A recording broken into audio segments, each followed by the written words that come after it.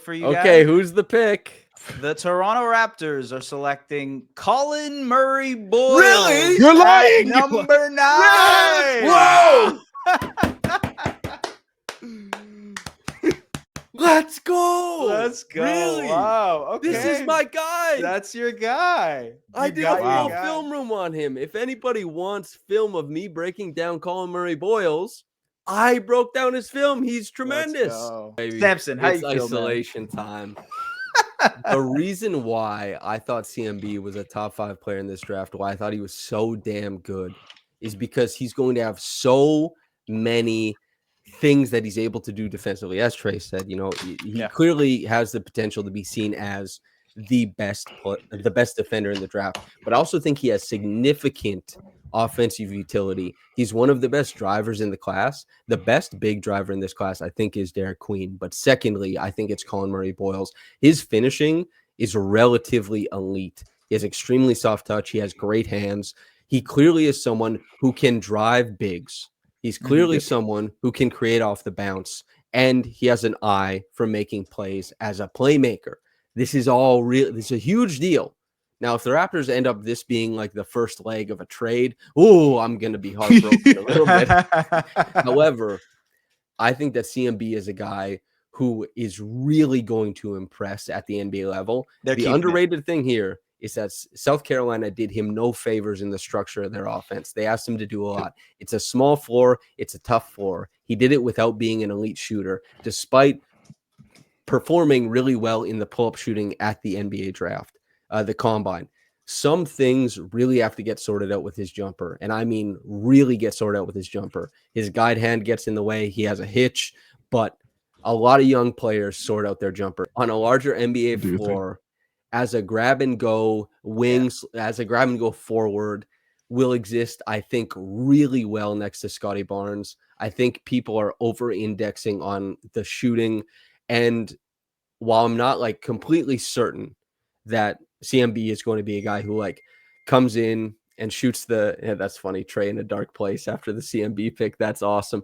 While I'm not certain that CMB is going to come in and shoot the lights out, I'm certain he's going to defend his ass off. He's going to give you huge production on that end. And I think his driving game and his overall floor game is going to make him a valuable offensive player. And that's the floor. I think his ceiling, he can be an all-star level player because of what he gives you on both sides if things shake out. Can I ask you something? Yep. You obviously just very well detailed like how he gets that at all-star level. If you had to think of like the pathway for him to get more minutes on this Raptors team, to get more opportunities to develop, etc., how does like year one look for Colin in your opinion?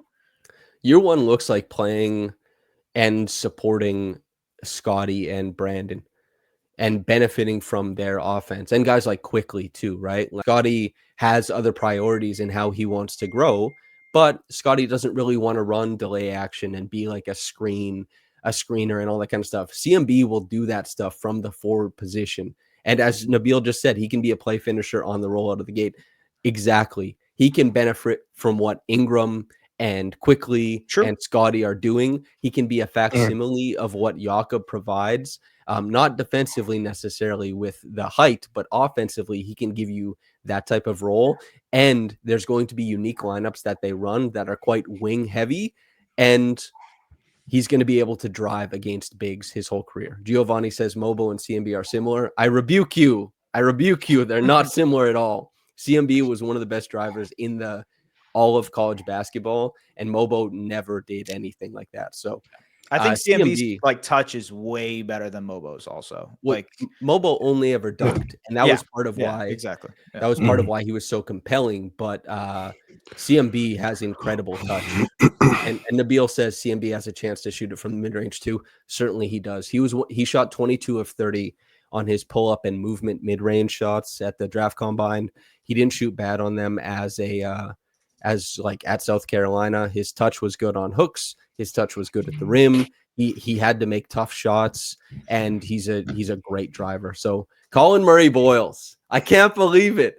My God, I'm happy for you, man. No, I'm kidding. I'm happy for us. Losers. So before we get out of here, oh my God. What? Oh, The legend. Wow. What's up? wow. Oh my days. He's got the headset on like C. Cooper as well. Big dog. Oh man.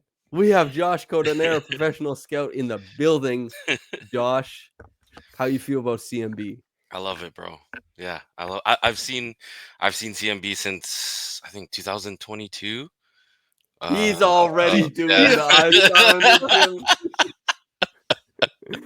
But I watched him in Vegas a couple times when he played for Wasatch Academy. So he was like he did all the little things on that team. There was like a bunch of high D1 guys on that team, and he was doing all the little things. So I was quite moved. But for him to go end up on the Raptors is pretty cool to see. So yeah. What do you think about his driving game? Do you think that's real at the next level? Yes, yeah, 100%. I think he's gonna be like an entry man type of guy. So like you can put him in spots like all over the floor, on the short roll, like Trey mentioned, in the dunker spot, and he can actually make plays from there. He's not just gonna be a play finisher. He's actually gonna be a guy that can read the floor, make reads in the different areas. I'm quite moved by the places you can put him in on all over the floor. So yeah. Yeah, that's a great way to describe it. And last thing I'll lean on your expertise for, because this is, you and I have sat together in this room, Josh, and diagnosed Grady's jumper. You have a really fantastic jumper. You're pretty good at diagnosing that kind of stuff, finding points of failure. What do you think about CMB's jumper going forward? Because he does have rather elite touch, Yeah, but it's messy jumper. I think if they can figure out how to like simplify the lower end of his shot, because I don't mind like his release. I think it's just the lower end, fixing his footwork, fixing his kind of that energy transfer as soon as he sets his feet, and then once it comes through, it's not like pausing right here. It's that the hitch is removed. I think there's a lot of good things at the top of his jumper that he can kind of work off of, and whoever trains him. Can I ask you a question on that? Sure, yeah. How much do you buy? Like, what's the threshold number for like free throw percentage for buying into him eventually becoming a good shooter? Like, what's a good I don't think number? it's what's Okay. No, Because people always bring that up. I'll let Samson finish the thought. I don't think it's as good an indicator as it used to be thought of. Fair. And especially, CMB, I guess if you're doing the free throw thing, the big thing about CMB, clearly with his proficiency as a pull-up shooter, and what Josh was pointing out, the lower half, is when CMB, and what he's an isolation player, when he gets to set his rhythm and organize himself how he wants as a pull-up shooter at the free throw line, kind of set up, that he's very clearly making, when he can organize the ball to the top of his shot and let his touch take over, it works. And that's what Josh is speaking to. But catch and shoot, you don't always get to set the terms perfectly. Although you can do a lot of work in your shot prep to, alleviate that stuff. Yeah, I guess that was the question because everybody. Oh no, but Josh, please. Yeah. No, I agree. Yeah, I do. I think he's gonna be. I think the mid-range stuff is gonna come before anything. Just because like there's not like when you set up into your shot, you could use your touch more in the mid-range and close moving in. So if he can figure out the lower body stuff, I think that'll help him a lot in the future. Okay. Anybody else have any other thoughts on Raptors, or we'll answer this from Nabil as well. Any insight on him being a momentum shooter, especially from mid-range when he's able to take a jab and set it into a shot? Yeah, that's what I mean by like setting his rhythm. And when you get to set your rhythm, your body kind of remembers and organizes on its own. And that's when you have the ball in your hands. That's when you get to do that. Some of this is biomechanics. Some of this is just like the way that your body organizes in space. But on top of that, I just think really good catch and shoot shooters do a lot of prep work, and CMB can do, like, he can help himself a lot by being ready to shoot from three.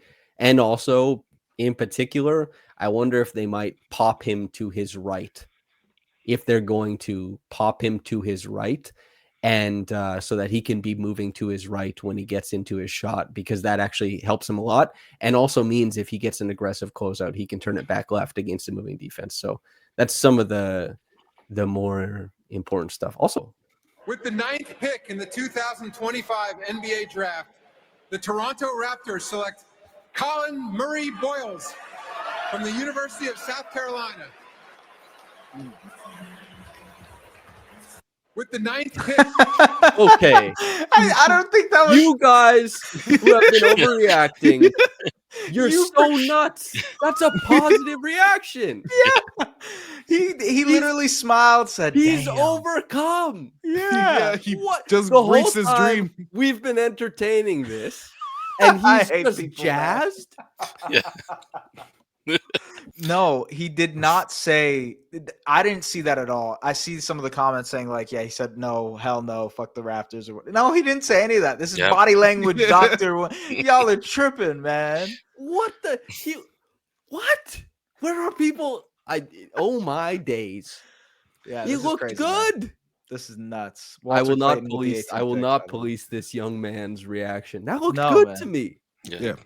Yeah, no, that's nuts. That's crazy. Okay, my parting shots is, I'll say this, it's a dog-eat-dog world. Trey and I talked about this a lot this year, that it's fine. I know everyone's like, well, Jamison Battle, he's like a part of the team. He has to be there. Jamison Battle doesn't have to be there. I really like Jonathan Mobo, but you would not let loving COLLIN Murray-Boyles, you wouldn't let your second-round pick from last year change that. Grady Dick didn't change the selection of Jacoby Walter. In 4 years, it might not, the team won't look the same. They have to update, continue to try and do all that kind of stuff. If they thought CMB was awesome, and RJ, for example, they're like, well, what about with RJ? RJ was in a trade at the deadline. RJ is getting talked a million different places. The NBA moves. And if you think there's a guy who's awesome, you pick him. Yeah. And this really was an example of the very first draft podcast that Trey and I did. We talked about the best player available approach. And I think everyone says you take the best player available, but in the discussion around CMB, we saw that that isn't necessarily true. People think he's fun, but worry about his fit. And I really I think CMB is like its best player available. You don't know what the team is going to look like in 3 years, but if you think CMB is going to be a badass player in 3 years, that's who you pick. Nobody knew that, Pascal wouldn't be here, OG wouldn't be here, Fred wouldn't be here, but the Raptors really like Scotty. Bob's your uncle, Becky's your aunt. Yeah. And we've talked a lot about CMB, but I like it. And I'm excited to come back here tomorrow and talk about CMB with Blake Murphy and Cody Wiles and whoever the hell else that we talk Jeez. about for pick number 39. Big So guns. like the video before we get out of here, I'll chop this up and get us more of a filtered down version of everyone's CMB takes.